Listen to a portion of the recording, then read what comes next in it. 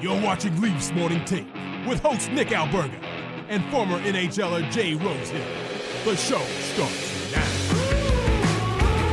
It is Thursday, July 11th, and no, nothing has really changed in Leafs Nation. It's Nick Alberga, Carter Hutton, another edition of Leafs Morning Take. What's going on, Huts? Not too much, buddy. Enjoying the summer weather. I got around to golfing. I talked Leafs the other day. We're back on the wagon here, but it's been good, man. I'm getting antsy toward the season. I guess this time of year, it's like we go over stuff and we try to find holes and poke holes in the theory. But, until we get there 90 days, get to see what actually is going on with this Leafs team. It's really fascinating because I think, especially in the month of June, especially when the Maple Leafs are done their season, I'm just waiting for summer. And now that summer's here, I find myself really bored already, which is crazy, again, because it is July 11th. But it just shows me, I guess, it reinforces the fact that I love hockey. I love covering hockey. Baseball doesn't do it for me anymore. Basketball, not really.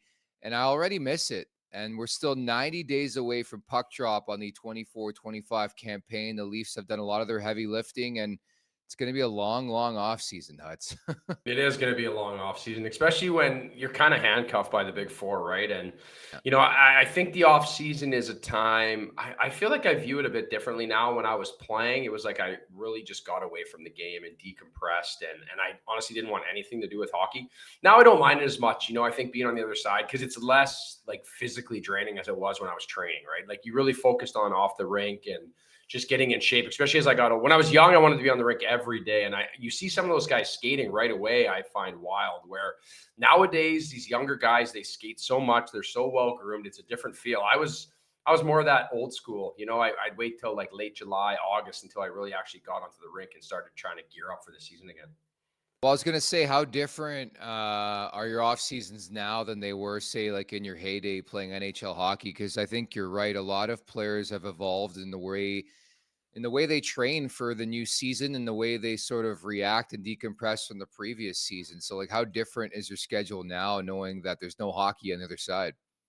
Different. I still try to train and stay in shape, and I go to a few classes and lift with a few buddies here. Now it's nice because it's like on my schedule, right? If I'm feeling like shit, like say I had a late night, I had too many drinks, I don't work out that day. Where back in the day when you were training, like you didn't really have the option, right? You always had that glooming over you, because what I always found is if you weren't ready at a certain time, it was almost like it was too late and you're just trying to play catch up. And one thing I've noticed now with these younger guys and some kids here, that I train with or I have helped in the past, is they're on the rink all the time. I had a conversation not too long ago with Norm McIver, who is the assistant general manager of the Blackhawks. And during the draft and the combine, the biggest thing he's noticed now with these kids is that when they ask them, like, what's your summer schedule? What's your plan like? They're like, we're going to take a week off, and then we're back on the rink again. Like, it just goes year round now. It's wild. There's such a competitive nature to it. So I feel like that's a happy medium of managing the burnout and also, keeping your game at a level that can make it to the NHL. I would throw hunger into that conversation as well, because it's funny you bring that up, even dating back maybe 10 to 15 years ago in the summer. If you went to like Muskoka or anywhere in Toronto, you would find X amount of current NHLers, guys who are on the cusp of being in the NHL. You'd see them out on King Street West. You see them out at the bar. You don't see them as frequently anymore. I think there's a lot of commitment. These players are cut from maybe a bit of a different cloth. You're not going to see them in the nightlife as much. You're smiling because it's true. There's different motivations. They rather sit in front of the TV and play video games, and that's fine. And that probably helps your body a bit more than just hitting the club and having a couple drinks. I know. I think it's a happy medium, honestly. I guess that's the old school in me. I think some of these guys are missing out a little bit on some of the finer things in life and having some fun and really figuring out who you are. And the reason why I laugh is, honestly, yesterday we were playing. I played golf with some buddies. We always have a little match. And I saw that Owen Power, he's 21 years old, just got engaged. And I literally said that. I saw that too. I was like, I know he's not a Leaf, but like 21 years old to be engaged is wild to me. I think how I was at 21 versus 25, then 25 versus 30. Then 30 versus now 38, like a lot can change. And he's got like a $50 million contract. This girl just signed her ticket. Wow, I don't know. That's young. I just, good for him. I hope it's true love and I hope it works out. But man, there is a lot of temptation and a lot out there, especially being a professional athlete in the situation he is in. And I trust that. But it's definitely changed in the sense of, I think the old school me is like, kid, what are you doing? You're so right, because I saw that yesterday, and he's from my neck of the woods in Mississauga and slash Oakville, this area. I know somebody who trained him, obviously really intimately growing up, and obviously turning into the player he is now with the big ticket in the Buffalo Sabres. And maybe that's just the way Owen Power is. But you're right, with so much life in front of you. And again, who knows behind the scenes? I mean, there's obviously a connection there if they're getting engaged, but it's a far cry from back in the day where Yeah. you would sort of laugh and chuckle. Guys would just absolutely floor it. They would floor it in their NHL careers till around 36, 37.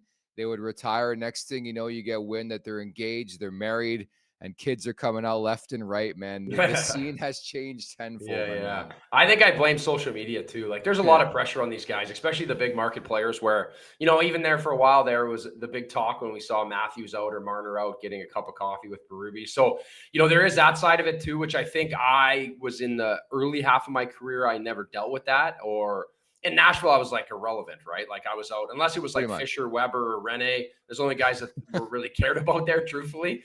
So there was less pressure, right, in a party city where you can have some fun and get into a little bit of trouble and not have that like glooming fact of like someone took a photo of you. Where these younger guys deal with that, so sometimes it's a little safer to stay at home and stay out of trouble. But yeah, times have definitely changed. Yeah, believe it or not, if you're not Matthews, you're not Marner, you're not Nylander, maybe John Tavares, I don't think they're going to know who the hell you are. I've heard stories even dating back to this season where a couple of Leafs players and pretty decent names would go out, King Street West, and the bouncer would have no clue who they were and wouldn't let them into the bar. And somebody have to tap their shoulder and be like, do you know who that is? I think Toronto is so big. There's just so much going on. There's so many different athletes and models and this and that where people get lost in the shuffle. But yeah, you're so right. The game has changed so much from 15 years ago where it didn't feel like any player had a wife, never mind being engaged at the age of 21. But it's, everything comes back full circle. Like the mullet's back. And I think we're going to start seeing people get married really, really young again, back to like when Yeah. they're 19 or 20. Sadly, No, I'd I never do agree. it. I think that's okay, right? I think the culture needed to change a bit in hockey. Like back in the day, it was probably a little too far on the other side. So I think somewhere in the middle is a happy medium. But I don't know if being 21 and just signing for 50, 55 million or something is the ticket. But yeah, who knows what the right thing is? I just think hockey culture obviously has gone the right way in a sense, the change. But I also think you need to live a little. I agree. We need a mod in this chat because my guy, Julian Altabelli, fellow Italian, King Street West is the worst area now. How dare you? How dare you, Julian, say that? The home of Greta Bar. I would never disparage the name of Greta Bar, King Street West. I think you're incorrect in that statement. But he does go on to say all IG models saying, do you know who I am at Paris, Texas? That is so factually correct. If you go to the bouncer there, you will have 17 beautiful people around you, but they'll all be trying to tell you how great they are in the check on their Instagram page. It's really, really a sad time to be alive. But that's life in Toronto, I guess, sometimes. I got to ask you as well, Cap Friendly has been the beacon of my knowledge for as long as I can know it. RIP, bought out, of course, by the Washington Capitals a couple of weeks ago. Sales now official. The website is now down. I don't know what to do when I'm looking at the Maple Leafs roster. I have no clue how much money they have left to spend. I know, and I think, Nick, you're not the only one. I feel like everyone is in a tough spot. It just goes to show you how good of a job they did. I'd love to know what number it was. I don't know if that ever came out or what they got paid to lose the site or to give it up to the Cap. So, but good for them. I guess that's the business, right? You build something good enough, somebody wants to buy it, and that's the ultimate goal for these guys. You get the buyout. But for me, I use it all the time, just to kind of get an idea where guys are at. You could see everything. It was so detailed. Sometimes I pull up my career earnings just to look back and kind of reflect on how good things used to be as I'm sitting here in my kids' room talking, as I'm driving my kids around every which way. But no, honestly, I respect them. I guess how much work they put in. They kind of revolutionized that side of the game. But there's going to be something else. There's going to be another resources. There's a few more out there, but Cap Friendly did it right. That's for sure. They killed it. Very well said. Now, during this conversation, I was just trying to figure out who was more saddened. Everybody in the hockey world over losing Cap Friendly, or a lot of the people in Toronto. It sounded like somebody died, but it was just Wes Clark departing for the Pittsburgh Penguins organization. I actually put out an article earlier today on the LeafsNation.com talking about how the Maple Leafs don't need to fold, I should say, contrary to popular belief. I know Wes Clark did some great things, but they're going to find a replacement. Everything's going to be okay, Huts. Yeah, it's going to be replaceable. Trust me, all these guys are replaceable, right? And he never moves on without, there's not a game plan, right? There's always something in place. There's too many figureheads there. And maybe getting rid of him might be something that's good, right? Someone else gets an opportunity that needs the opportunity and it comes in weird ways. But I wouldn't really, again, I think Leafland, we just overindulge into certain topics. And I think this is one that we can move on from. That's for sure.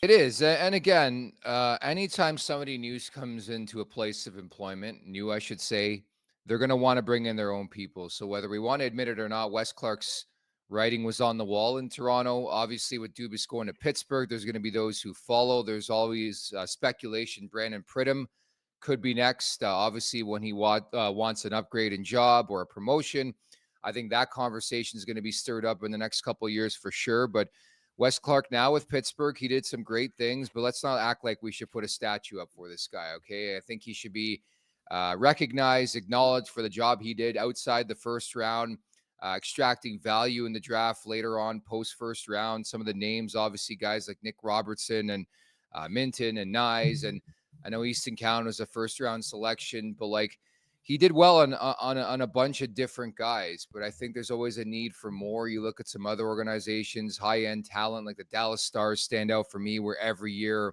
there's like a new first or second round pick that comes out and blows you out of the water. And we saw it again this past season. Maverick Bork's coming next year. Like, I just want that next wave to always be there, which is difficult. Again, it's important to stress the Maple Leafs always seem to deal their first round pick, and the last couple of years they've held on to it. Yeah, and you need to develop within. You need to fill your cupboard. You need to find guys you can, because you need those valuable years when they are in those, their entry level contracts where you can get some value. Those guys in their second and third year deals where you're getting them cheap and you can spend that extra money somewhere else.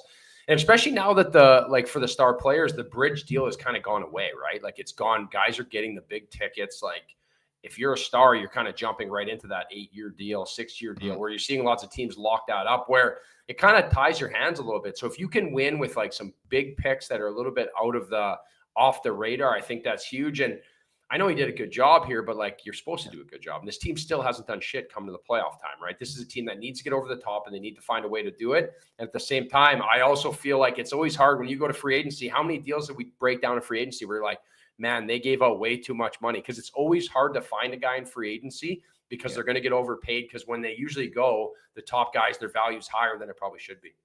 I agree. And I want somebody who can find some high-end defensemen. I know easier said than done, but like, that's the thing that's been lacking from this organization for, say, the last 6 to 10 years is high-end defensemen. They thought they had it in Liljegren, thought they had it in Rasmus Sandin and others. Sean Durzi just hasn't worked out that way. And it's really hard to find those guys. I get it. But I think Wes Clark deserves a tip of the cap, but he's off to the Pittsburgh Penguins. And again, no need to fold the organization. They'll find somebody new and fresh. I know a lot of consternation within Leafs Nation losing Wes Clark. A lot of articles out there too. It's like, holy crap, everything's going to be okay. Today's show is going to be okay as well. I know there's not a lot to talk about, but still a lot of stuff to sort of sift through. And also JS Giguere, 2003 Conn Smythe Trophy winner, played for the Toronto Maple Leafs, is going to stop by in about 10 minutes here, Huts. Yeah, it's exciting. Obviously, a guy that I looked up to. He was a guy that was like so technically sound, I guess, from the goalie perspective, right? He was a guy that was just an absolute workaholic. I know I actually look forward to asking him a few key questions here that, I've always wanted to with JS Giguere, but a guy that was, you think back about, you look at Connor McDavid this year winning the Conn Smythe on a losing team, the last guy to do it. I think that's something interesting. I want to talk to him about, see how he felt about that, what he went through going through that, because it's something that was, a hot button issue just not that long ago. And for a guy that, had a great career and he was just actually a work ethic, like, I'm a big fan. I'm pumped here to do this. Usually when I interview younger guys or guys that are playing currently, I don't really care as much, truthfully, right? Because it's like the young guys that came after you. But when I'm talking to some of these guys that I looked up to and stuff, it's always exciting for me, especially as the next goalie. Good ear. That's why I booked him. I wanted, I'm sure anytime you interview an old school goalie, you're going to love it, especially a guy who won a Conn Smythe Trophy 2003. So JS Giguere is coming up at the Leafs Nation 401 here on YouTube. Hit that subscribe button, hit that like button, Leafs Morning Take, wherever you find your podcast. Make sure to leave us a 5-star review. And don't forget to visit the LeafsNation.com. The opening segment is brought to you by Greta Bar YYZ. For a good time, find Greta, 590 King Street West. Weekly specials, live sports, over 60-plus arcade games. Let the games begin. Go big. Go to Greta Bar YYZ. So naturally, the next question after all the wheeling and dealing the last couple of weeks, what else? What do the Leafs need to do? We talked about the top six. We talked about Tyler Bertuzzi leaving. We talked about Nick Robertson. Do you give him another shot? How do you see it breaking down? I don't know. I feel like Nick Robertson's earned another shot. I know it hasn't gone that way. It'll be interesting to see, I think, with the fresh coach in there, with Berube in there, especially Craig is going to come in with a clean slate and he's going to hold guys accountable to how he feels, right? He's obviously, they're going to be in his ear about, how they were before and what's going on. But I think he's going to take it and give guys a fresh opportunity. And he's a player that I think could get something done and maybe he can excel even more because he's still very young. He's still developing and he puts the work in, right? I spent some time with him when I was with the Leafs and when I was with the Marlies and we kind of block ace there. He is a player. He is a guy that has a really good release. He can do a lot of things around the net. It's just a logjam in that top six. Everybody knows that they have so many guys and there's only so many seats at the table, right? So it'll be interesting to see what they do moving forward. But for me, I think Treliving is a bit handcuffed. They need to find some defense, right? And that's always hard. It's hard to find. Again, you go to free agency. I don't mind Tanev's number, but I think long term, obviously, the term is the thing that's a bit of a killer.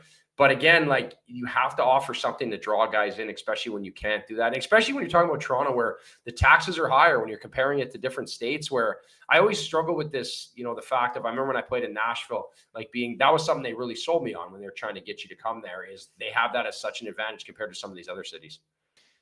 Yeah, you're right. And I think it's a difficult question to answer because, again, it is July 11th. But to me, I think they need one more defenseman. Like if this Hakanpää thing's not going to work out, I don't know what the hell's going on. It's been 10 days since it was speculated the Maple Leafs are signing him to a multi-year contract. Still nothing official. In a perfect world, I don't have Timothy Liljegren on my roster. I understand that's likely to be the case. I just think you have to move on from him. I don't think it's a case where Craig Berube's going to come in. Suddenly Liljegren's going to be a different player. Maybe I'm mistaken on that front, but at this point, it seems likely Liljegren's going to be on the opening night roster. So I'd love to add one more defenseman. I think it's going to be hard to find that guy, especially now in July 11th. There's not much available in free agency. I'm not sure who you're trading for, but ideally the big acquisition would come up front. We talked about Tyler Bertuzzi leaving. They haven't really retained somebody to play that role. I disagree with you. I actually think there's a lot of need for somebody in the top six, whether it's a center or a winger. I know there's been a lot of chat in our YouTube chat here about John Tavares should be a 3C. I disagree. I still think he's good enough to be the 2C with this team. I'm more so intrigued to see what happens with Max Domi. Obviously had a lot of success in the second half last year as a third line center. So if I can find somebody who's versatile, like I know he's my buddy, but Adam Henrique I thought would have been a perfect addition to this team. Somebody who can play the wing, somebody who can play up the middle and be like a flex guy.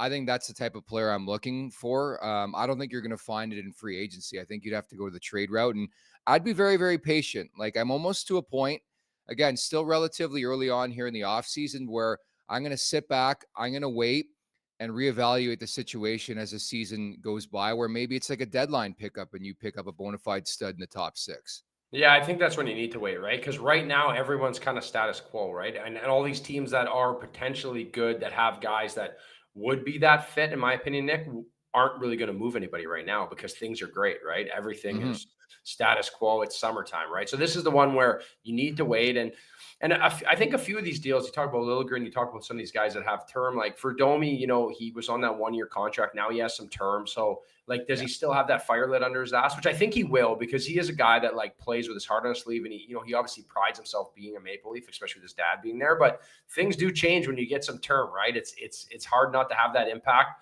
But I think the waiting game and seeing how we kind of get going here to start the season is going to be more important for this Maple Leafs team. And I want to see how the players adapt to Craig Berube. Like, is there going to be an initial boost, or is it going to be the other way where there's a bit of a lag and they're trying to figure out their identity? Because last year, I think that was my major takeaway, is the Leafs really didn't have an identity till late in the season. And I thought it was too late, and then they couldn't score goals. And I just wonder, offensively speaking, will the players try to do too much and try to, impress their new coach too much than they should, or will it be the other way around? And I think that's my fascination, is like with Sheldon Keefe, it seemed like every day there was a new line. What's Craig Berube going to do now? Yeah, I agree. I feel like he needs to find that consistency and get some like familiarity with the players, where the sense of, I think what Berube will truly bring out of these players is like the acceptable of like the way they're going to play. Like there's no exceptions. It's got to be this way. It needs to be hard. It needs to be on loose pucks. But I also feel like you're talking about a team that comparatively what Craig Berube dealt with is going to be a little bit softer. I feel like it is a little bit more high maintenance, a little more superstar filled team compared to the St. Louis Blues, where St. Louis, had some veteran depth, had some guys that were, been around a long time that, Berube could press on a little bit and they weren't going to fold, right? So I think there's going to be that interesting variable for Berube coming in to start the season where he needs to build that relationship with these guys. So when he does press on them, he knows it's coming from a good point where, and I think we see that early on, him meeting with guys and building that relationship early, where in St. Louis, when you have more of that veteran leadership that isn't less superstar status, it's easier to hold guys more accountable. Can't forget, too, a new coach comes in. He's going to have his favorites. He's going to have guys who really find their way and find a fire under him, right? Like, I think that's the one thing to stress before we bring in our guest is you look at this roster. I think there's some players on it who you don't really believe in now, but all of a sudden will be enhanced with a new head coach, right? Oh yeah, for sure. Opportunities come in weird ways too. And it's what I mentioned earlier about Robertson is the fact of sometimes you fall out of favor with a coach too, and it's hard to get back in, right? Like first impressions, you only get one chance at it. But I also think Craig Berube, the veteran he's going to kind of eliminate the outside noise and let guys, play their role and develop who they are, not based on their past. Because one thing I think I learned a lot playing was you trade for a player or you get a new player to your team, there'd always be like rumors about how that person was, or guys would be like, he's an idiot, blah, blah, blah. Then you get the guy and he's awesome, right? Because people change, people grow. Like some guys start in the league at 18 and play till they're, mid 30s, right? You grow and change as a person in the room on the ice. So I feel like the main thing he can do is give everyone a fresh slate. Very well said. As we bring in today's guest, 2003 Conn Smythe Trophy winner, former Toronto Maple Leaf, it is JS Giguere. Jiggy, what's going on, buddy? How are you? We're fantastic. Thank you so much for doing this. We were just talking, obviously, about Craig Berube coming in and how much that could enhance a team. Do you remember a time in your career where that happened?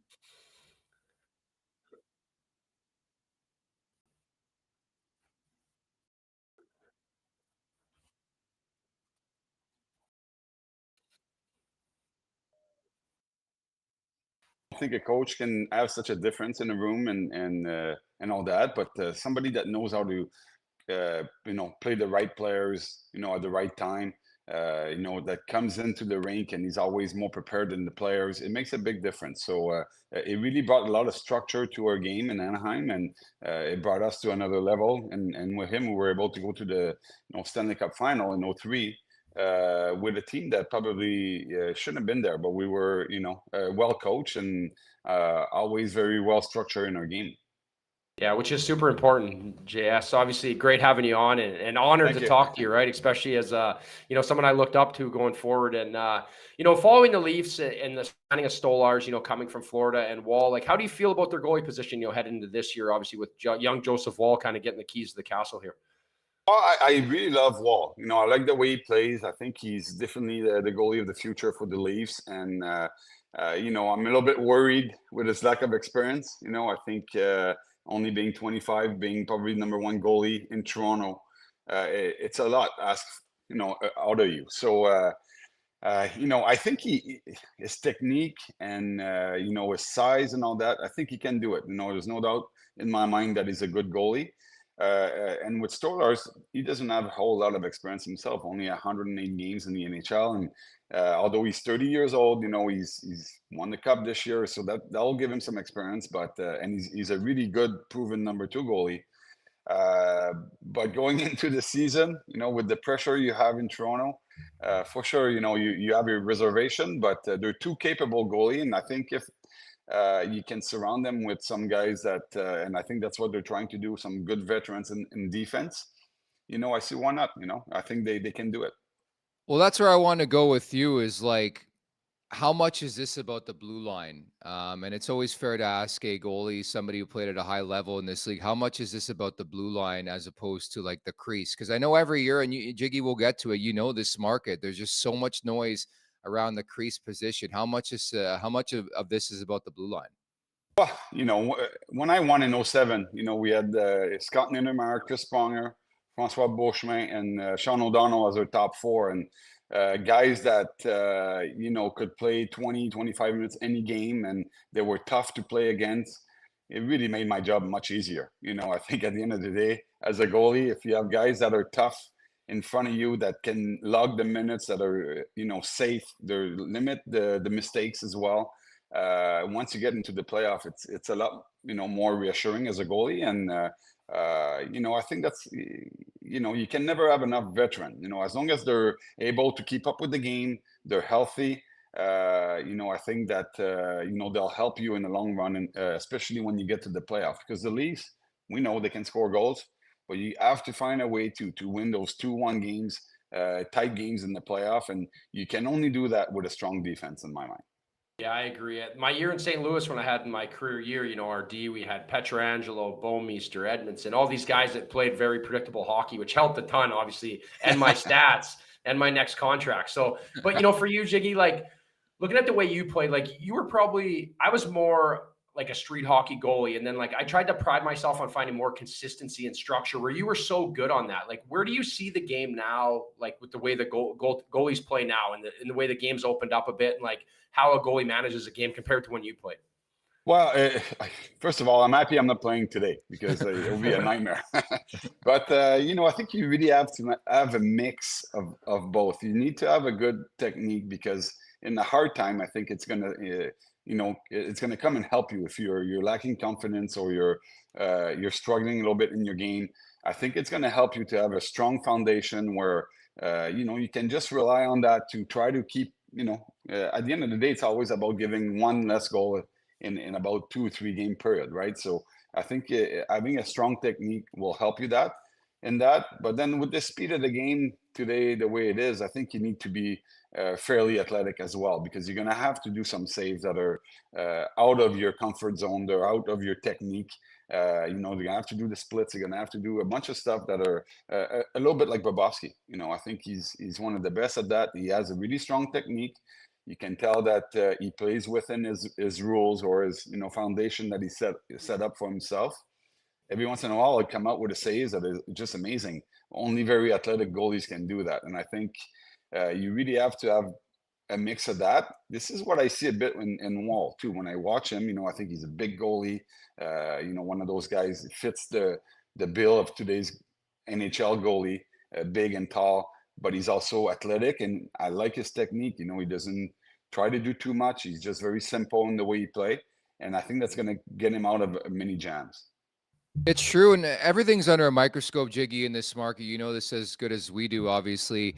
But the noise surrounding Wall is about the injury history. That said, it seems like every goalie in this league gets hurt at least once a year. The volatility surrounding the position, I thought that was a great question by Hutz about where you see the crease in 2024. It's just a lot different. Why do goalies get hurt so often, in your opinion? Well, it's just so demanding. It's so fast. You do movement that your body probably shouldn't be doing. And I think, that's why you need a good goaltending, duo, even like trio. You need guys that can come and help you. And I think it's impossible. You shouldn't really play more than 50 games in today's game. I think it's just too fast. You need the rest. You need to make sure that your body recover after every game. And I've played years that I played 65 games. I think wasn't my most, but I don't think it would be possible today in today's game. It's just too demanding. But so that's why I think you need to have 3 good goalie guys that can play. I think Matt Murray will be number 3 in Toronto, if I'm not mistaken. Yep. And I think that's a great, because it gives him a chance to get back into the fold, and maybe, if he gets a chance, maybe he runs with it. When, I've seen crazier thing, I guess, in the game today. So I think it's good to have 3 good goalies that can help each other. Yeah, I couldn't agree more. And I think for Matt, coming off double hip surgery, there's potential for him. He's been a winner. He has experience. And, for me, Jiggy, like thinking about this year and Connor McDavid winning the Conn Smythe on a losing team, something that you dealt with as well, right? Obviously, I know it's easier now, I'm sure, to talk about it. But like, I think a lot of people viewed that, and different people had opinions on it. Like, what was your take of Connor McDavid winning that? And also, like, what did you go through, in that moment? Kind of, I guess, maybe walk us through what he would be going through in a moment like that. Well, as soon as the game was over, somebody from the NHL came and got me and told me I'd won the Conn Smythe. and that I should stay on the ice and wait until they gave me the trophy, right? And honestly, as a player, it's the last thing you want to do, right? You just want to shake, the other team's hand, leave, especially when you're on the road. It's very an awkward position to be in because you're just standing there watching them celebrate, waiting for them to be ready to give you the trophy. And and as you play that sport with your teammates. You don't really care about individual trophy. You won the Stanley Cup. My whole youth playing street hockey or going to the park playing outdoor hockey or whatnot. You always dream of winning the Stanley Cup. This is the main goal. This is what you want, and you suffer for 2 months as a team to lose in Game 7 like that. It's very heartbreaking. So it was a hard moment for sure. I'm super proud of it today. I think, one of my greatest achievements in hockey, and I'm proud that I won that trophy, but I would trade it any day still today for another Stanley Cup. There's no doubt about that. But it was really a mixed feeling. I couldn't wait to go back into the dressing room with my teammates and have our moments together. And I feel for Connor. He played so well and deserved that trophy in my mind. I do think that he should have gone and accept the trophy at the end of the day. I think the game is always bigger than the individual, and this is a major trophy for the NHL. It's something, like it would have showed kids, I guess, that winning or losing, you still present yourself the right way and accept your faith. Easier said than done. I get it. I think he's an amazing player. He's an amazing ambassador for the game. So it's hard to imagine what was going through his mind. I know what it was like. I still would have taken the picture and leave, but it's not easy for sure. It's funny you say that, because even thinking as you answered that, I'm sure you got a bit of heat for accepting the trophy in your day, and McDavid got heat for not accepting it. I don't think there's a proper answer. I really don't, because I sort of felt from he's still getting shit on social media over that. But when you're the captain of that franchise, I get why he didn't, but I also get why you'd want to do it too, right? Yeah, no, there's no right answer to it. I think at the end of the day, I think it would have shown great respect to the game to just show up and take the picture. That's my personal opinion. I could be wrong. Everybody is entitled to their opinion. We don't know exactly what was going on in his mind or in his dressing room and all that. I think he was already in the dressing room. To have to come back to do that, that's tough. I stayed on the ice because they kind of asked me to stay on the ice. So I didn't feel comfortable just leaving. Every situation is a little bit different. Thankfully, we don't see that very often too. I think we all prefer having a winning guy winning that trophy. A lot more fun and a lot more enjoyable. But that's every 20 years, not so bad either. I like how rare it is. You should have won it. You did win it. I thought McDavid should have won it. He did win it. Unfortunately, on the wrong side of the stick when it comes to the Stanley Cup. Now, getting back to your time with the Maple Leafs, I know we had you on last year and we went in depth in your career as a Leaf. Maybe if you could just speak about how it is to be a goalie in this market, how demanding it is, how different it is from other markets in this league. Well, I was like in my early 30s, and I really enjoyed it. Like it was fun. I was coming from California, where I played there 10 years. I needed a change of environment, and there's no better change than to go from California to Toronto. It was fun to play in a city that really hockey is number one, where people really care about the team. You could feel the enthusiasm around the team that we had. I'm not sure why, but anyway, the enthusiasm was there big time, and it was a great experience. I felt people were really respectful, like as far as my personal life. If I go to the restaurant and stuff like that with my wife, people would just let you be, and I really enjoyed that part of it. My personal experience hockey wise was a little difficult. I actually got hurt so many times in Toronto in the year and a half I was there, so it was difficult to really get going. And I never read the paper, watched the news, or listened to any radio shows and stuff like that. So I'm sure I was getting buried. But if you don't listen to it, at the end of the day, it doesn't hurt you, I guess. Yeah, I agree.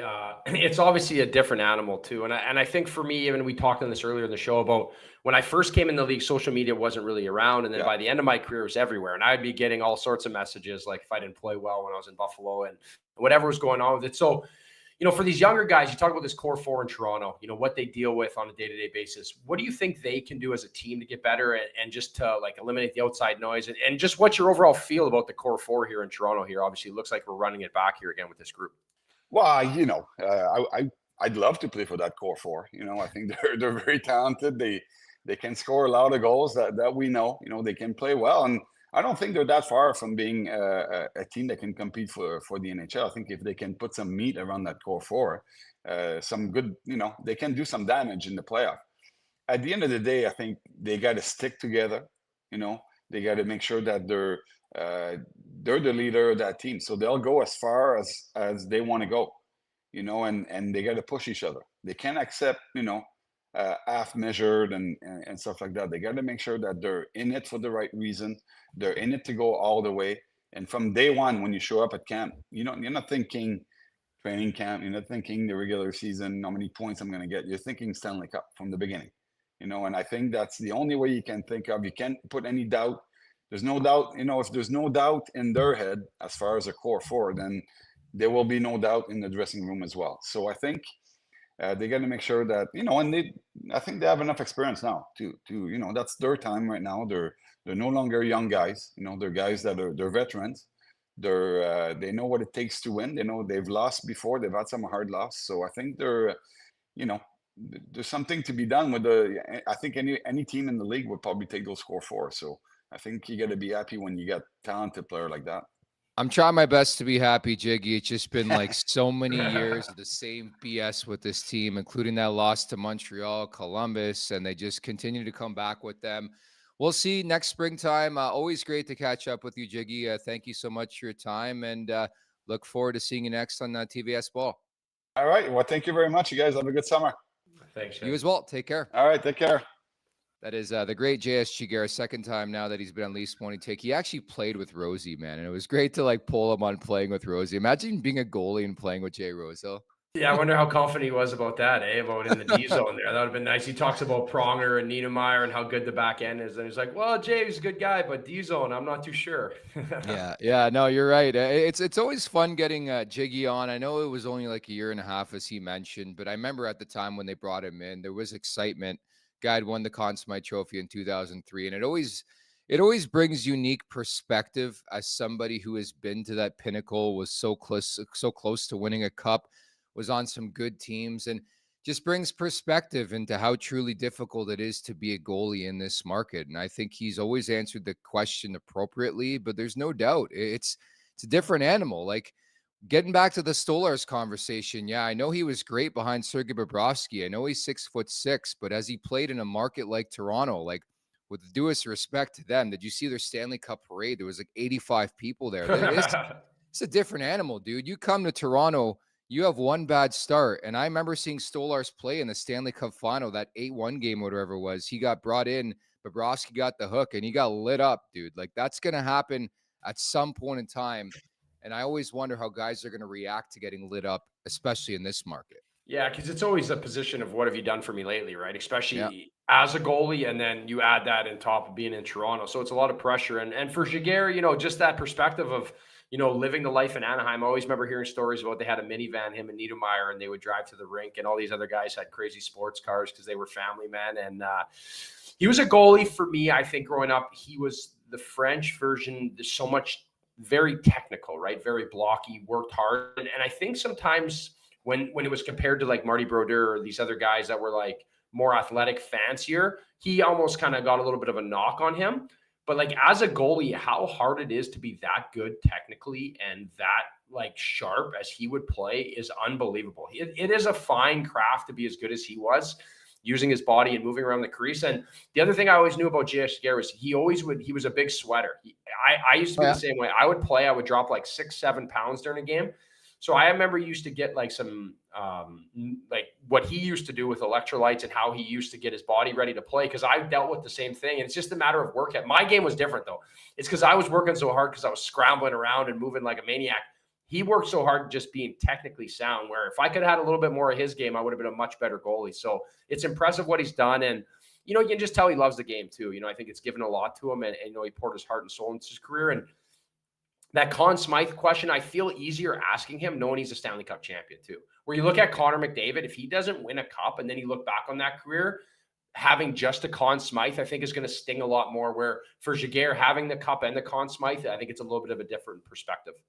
You're right, because I thought that was a good question. It was something I had on my list is, you know, like how do you react to that? And I'm not kidding when I had that response to Jiggy, because I'm sure, and I can't remember 2003, I'm sure he got heat for accepting it. Like, how dare this guy go and accept it after his team loses and gets crushed in the Stanley Cup final.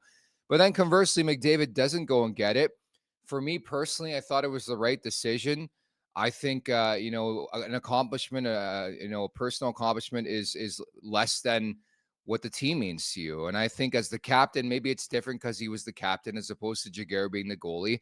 But I don't think there was a right answer there. Like, I think if McDavid comes out there, there's a big shitstorm about how he came out to accept the Conn Smythe Trophy, even though his team lost in Game 7.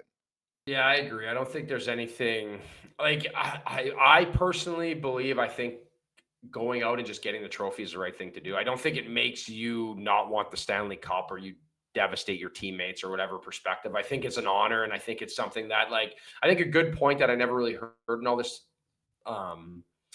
conversation online, and when, you know, in the heat of the moment, was what Giguere said about the fact of, like, when I sit here and I have a family now and my kid, and they're giving out the Conn Smythe, and Connor McDavid, who my son knows who he is, he doesn't come out to get the trophy, where it does show kids that it's okay. Like, it's not like he's gloating. And you even see the picture of JS Giguere with the trophy. You can tell he's beat and he's frustrated, and he obviously isn't happy with what's gone on. But I think I would tend to go that way. But I couldn't agree more, Nick. There's no right answer here. And I feel like no matter what you do, especially in today's day and age, good thing for JS Giguere, there wasn't as much social media back there. There was just the radios and TVs and newspapers. But I'm sure people weren't happy that he collected the trophy as well. A lot different in this era. And again, great of JS Giguere to spend some time with us. Obviously, the Conn Smythe Trophy in 2003 in a losing effort, then wins the Stanley Cup with the Ducks in 2007. I think that changes the story big time. Imagine if he gets that close, wins the Conn Smythe, and never gets back to winning a cup, how different the conversation would be, how saddening it would be for him. You know, at least he can laugh about it now. Yeah, 100%, right. And again, I know it's like the ultimate team award, and it's the always everyone, you know, it's all about the Stanley Cup. I agree, and like collecting the Conn Smythe doesn't mean that you're not in it for the Stanley Cup. So it's crazy. It's a crazy story, and what a career he had. And obviously, he was a great guest. I thought he was well spoken and really good take, especially a guy that lived it. Let's get back to the Leafs conversation here. Again, not much cooking. The big news this week, Wes Clark's departure, going to the Pittsburgh Penguins. So obviously they're looking for a replacement there, but we're still expecting a bit of maybe some retooling, reshuffling. Craig Berube now in the mix. Maybe there's a deal. Some possible names as trade bait out there. Nick Robertson, we talked about the other day, requested a trade. Doesn't mean they have to trade him. Timothy Liljegren, they re-signed to a 2-year, $6 million deal, can still trade him. David Kampf name comes up a lot. 3 years left at $2.4 million. That's a lot for a guy who's going to be your 4C. Is there anybody that stands out for you that would make sense moving off this roster? I know a lot of people have been down on Calle Jarnkrok. I like Jarnkrok a lot. I think he's got worth. I think he's got value. I don't think he admitted this, but I think he was nowhere close to 100% in the Stanley Cup playoffs. And quite frankly, I love his versatility. But is there anybody on that list that you'd be like, yeah, I'm done with them? I don't know. I think Liljegren is just the guy that's just not going to translate. And especially, I think what we've learned watching the NHL playoffs is I just don't think he's a guy that's going to, even if he has a great regular season, is his game going to really translate when it comes down to grind time? Where I like Jarnkrok. I played with him, maybe a bit biased in that sense. I spent 3 years with him in Nashville. He just grinds, man. And he can do it all. He can be offensive. He can be on the penalty kill. He can play in all zones. And there's versatility there, especially at a decent number. So I like him. I know, you know, he didn't really step up that well in the playoffs, but again, who knows what's going on behind the scenes, what these guys are dealing with. The one for me that's really going to have to take a step forward is going to be Liljegren in the regular season here. If I think there's a chance not to get him out of town. And obviously Nick Robertson, there's still upside. The only good thing with Robertson is maybe there's a team that's like licking their chops to try to add somebody in their top 6 right away, and maybe you can get some value coming back there. But other than that, you don't want to just trade a guy away to trade him, especially when you have a good player, because it's hard to come by. I agree. I think Camp's going to be hard for anybody to take, especially at that dollar.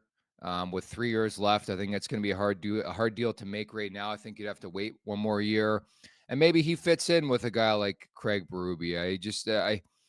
I don't know if he was like a good fit long term for Sheldon Keefe, Nick Robertson, same type of conversation. I think if there was a trade out there, they would have made it. I don't know if the value is going to be there. I don't know if the value is going to be there on Timothy Liljegren, which is weird to say because he's a right-handed shooting defenseman. These guys get paid like crazy. Look at what Labushkin got. I mean, there's so many prime examples of right-handed shooting defensemen. That's why people were up in arms when they re-signed Liljegren, where it's like, that's the market price for a right-handed shooting guy. But you're right. If I can actively replace a Liljegren with somebody else, I'm probably doing so. I just don't have much faith in him come the playoffs. I think in the regular season, I think he's also struggled with consistency. Like as you talked about the other day, there's one game where he's a world beater. He's really, really solid and steady. There's the next where it looks like he's playing men's league or beer league and has no clue what he's doing out there. Like, and it's the big issue with a lot of players. It sets the table and the difference between guy being a full-time NHLer or a long-term NHLer and somebody who's going to be up and down throughout their career. And I know Liljegren at this point is like a mainstay in the NHL, but he's just way too inconsistent to be a guy considered on a nightly basis. Yeah, I agree. And when I was playing the NHL, the biggest thing I always learned from people that have been around the game for a long time is to be that consistent guy. Like say if your game is always like you're buzzing at 80%, right? So when Yeah. you have a really good night, you're 90%. When you have a really bad night, you're 75%. It's those big dips in your game when you go up to 95, but then your bad games, you're down to 60%, right? Those are games that are killers. And those are the games that like get you out of the lineup and always have that thought in the back of the coach's mind, like what guy is showing up here tonight. When you can find guys that are consistent, it just adds value, especially come playoff time, because you can have that fluctuations in games. So I think that's something that he's really missing. Still a younger guy. I hope there's room for growth, but right now it's really hard not to draw back on those games where he does fall apart. It's time for the last call, brought to you by Bet365. Open an account with Bet365 today and bet in a huge range of markets. So whatever the sport, whatever the moment, it's never ordinary at Bet365. Let's talk Stanley Cup odds. The Leafs price will continue to be juiced. There's always so much money coming in on them. In general, who are some of the teams that you like that are in good position to maybe win a Stanley Cup? I know Edmonton's the betting favorite. I know they're really excited over at Oilers Nation. I just think it's so difficult, win or loss, to go back to a cup final. Who are some teams you're really liking here on July 11th? Yeah, it's hard not to like the Oilers, especially what they add in free agency, especially with McDavid, with Draisaitl, with hopefully Stuart Skinner again having another year of experience under his belt. But for me, I think a few of the teams in the West, I think Dallas and Vancouver possibly will be back in the mix again. I still think they have depth and they have really, really strong goalies. And again, I like the Rangers. I think Carolina took a big step back, but the Rangers with Shesterkin, with that contract year, with their depth, I still think they're a pretty big threat here in the East. Yeah, and a lot's been made of one of your former teams, Nashville. I wonder when you go from like the hunter to the hunted, similar to New Jersey last year, is that going to make or break Nashville? And I love Ryan O'Reilly, but I don't think he's a 1C. He's going to be the 1C. He has been the 1C. He was great this past season, but I think up the middle, I wonder about having O'Reilly and Novak up the middle. I know you bring in Marchessault and Stamkos, but every offseason, dude, there's that sexy team where everybody just gets behind. They never really live up to expectations. So I don't know what Nashville is going to be next year either. Yeah, it's and Saros obviously on the 8-year ticket too. Is there going to be a setback, right? This guy just signed like generational money too. And he's a guy who prides himself, a guy who carries himself very well. I think under the tutelage of Pekka Rinne, especially, priding themselves on being workhorses. But I agree. I think with Ryan O'Reilly's skating is always in question, especially come playoff time. Is he can play in tough areas, but if the game opens up, it'll be interesting. But it's hard to knock. They have a good thing. I'm just glad they went for it. I'm glad they finally went and beefed up some guys. So they're going to be in tough, though. There's going to be a lot of teams that I think we sit here similar to last year. Remember, we pegged, Detroit, Ottawa, Jersey, Buffalo, teams that were going to take a step forward that didn't. So there's always those teams that we think are going to get it done. And obviously it falls to the wayside. My guy Fazilla writes in about Jersey. Why is Jersey on top? They're an okay team. I tend to agree. I think people are overhyping New Jersey. I think the crease is a big emphasis. I like Markstrom. I like Jake Allen, your guy, of course, and I like that tandem. I like the Pesci pickup. Jack Hughes healthy, I think, is going to be huge. Dougie Hamilton healthy is going to be huge. Sheldon Keefe is an impeccable regular season coach. In fact, I'm probably putting money on Sheldon Keefe to win the Jack Adams, and that's not a troll on Toronto. I think he's well positioned to win that award with New Jersey missing the playoffs last year. Any coach that boosts a new team back into the playoffs, I think will be involved in that type of conversation. I think New Jersey is going to be a juggernaut. I just ultimately, like most teams, will come down to the Stanley Cup playoffs. But there's a lot of intrigue, and I will say too, it's not like the good news with this whole Maple Leafs thing, and I don't think they've got worse. I don't think they've got much better. But the division in general has really like plateaued. Like what's really happened in the Atlantic Division. So I'm sort of happy about that too. Yeah, which is good. And I think there's some teams that are going to do some discovery, right? Like, do the Bruins have a setback here? Do the Panthers have a setback after the Cup? So there's some opportunity there. Tampa obviously has made a splash. They've done some things this year. How does that go, right? It's going to be a whole change of scenery. So there has been some movement. The Wings, I just don't know if they're still there yet. But I also think that the Leafs need something on the back end if they're really going to make a push come playoff time. I agree. I think they need at least one more defenseman, and it's not like a hawk and paw. Like you need a legit guy. But again, it's not like they were going to do this all this summer. They've taken the necessary steps. I think we got to be careful with Oliver Ekman-Larsson. I thought he was really, really sheltered with Florida. In a perfect world, I think he's a 5'6" guy. I think Toronto's going to try to use him as a 3-4 guy, and they're going to fuck around. They're going to find out, sadly, in that situation. Hopefully not too much, and they can shelter him. And he can run the first power play unit. Love Tanev as well. But again, there's going to be some issues there too. The guy he's always going back and forth to the room. He just plays a heavy brand, a heavy style, not necessarily going to, work long-term in the regular season, become the playoffs. Those are the type of players you need. So really, really pumped up. Just 90 days away from puck drop. Huts, we'll leave it at that. And I'm sure we'll talk down the road here as the summer progresses, my man. Yeah, I look forward to it, Nick. Thanks for having me on. As always, glad to fill in for the big J man. Obviously, not as tough as him, but you know what I mean? I hung around a little bit. Yeah, you did. You sure did. I was going to say too, I talked about this a couple of weeks ago on the podcast. We're in the beginning stages of setting up the first ever nation vacation for Leafs Nation. And that would mean a bunch of us going down and watching the game with you, the listener, and there'll be a package we put together. We all go watch a game somewhere. Been a lot of conversation about Nashville. There has been a lot of conversation about Nashville. I'm just putting it out there.